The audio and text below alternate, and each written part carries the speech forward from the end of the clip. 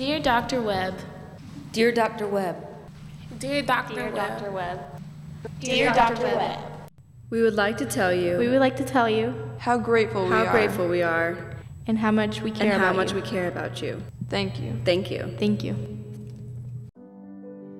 There's no question that in Dr. Webb is something very powerful. You see a teacher, you see a friend, you see an adventurer who inspired you to be something better than yourself. You see the whole history of Meredith College, and you see a hero. Dr. Webb, words will never be able to express my gratitude to you. I thank you for San Sepolcro. I would never have seen it without you. I thank you for Firenze and the steps to the top of the Duomo. I thank you for Verona and the chance to see Juliet's balcony. Every time I teach Romeo and Juliet, I tell of the gum-covered wall. Dr. Webb, I thank you for Cinque Terre and that leaning tower that really leans.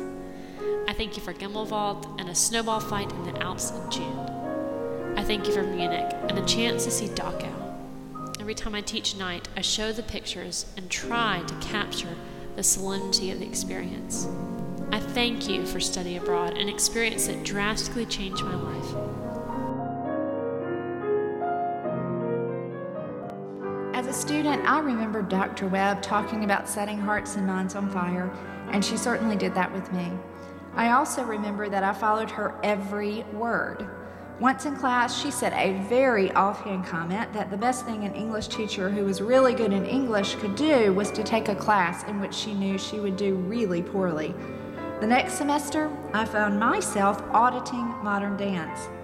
I did learn how it feels to be the very last in the class, Betty, and you know what? It really did help. Even your throwaway comments are gold. In many ways, I have been your student the very longest. Thanks for being there. It's been a great ride. My favorite memory of you is my senior year, after you had already convinced Emily and me to go to Ireland after we graduated. We decided that we wanted to take your Irish literature class, but being the last semester of our senior year, neither of us wanted to do too much extra work since we already had all of our literature requirements in. This was an extra class. You fought for us to be able to take that class. You argued on our behalf that at an institute of higher learning, one should be able to learn for learning's sake and not for the sake of a grade. Thank you very much, Dr. Webb. I appreciate all of the support. There are too many memories I have with Betty Webb to name just one, but I can easily say that my life would be completely different had she not been there to guide me through Europe in the summer of 2005. The knowledge and confidence she gave me as a traveler has led me to make my life in London, a city that's near and dear to both our hearts. But beyond any specific skills Dr. Webb has given me, the thing that I'm most grateful for is her supreme belief in me. I can honestly say that no one person's belief in me has been more important than that of Betty Webb. And our relationship may have started as student and teacher, but we are now friends, and I'm extremely lucky to have a woman with the class, the charm, and the experience of Betty Webb as a friend.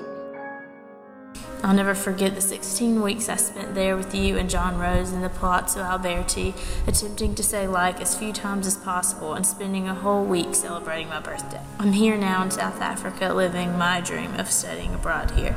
I did it. No, we did it. Because if it weren't for your support, I wouldn't be here. You know how I get all emotional like you, so I'm going to stop.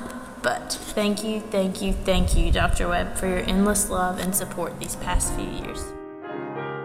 I remember it was in maybe the first couple of weeks of being in San Sepolcro. I was feeling really bad and depressed. I remember going to your apartment because you told me if it's anything that I needed or if I ever needed to talk to you, to come and talk to you.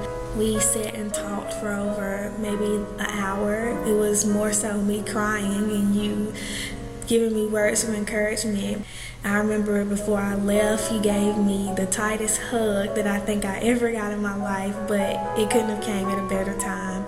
it was right on time. I just wanted to let you know that I am so blessed to have someone like you in my life, and thank you for everything that you have done for me.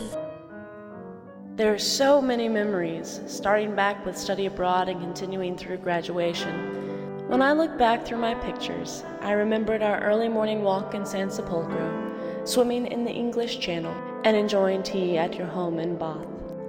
Almost 2 years later, I would be sitting at your home in Raleigh, painfully etching out a thesis on Lillian Hellman. I bet you remember that. I especially recall the one day I was sitting at your table and you brought in Indian food to share.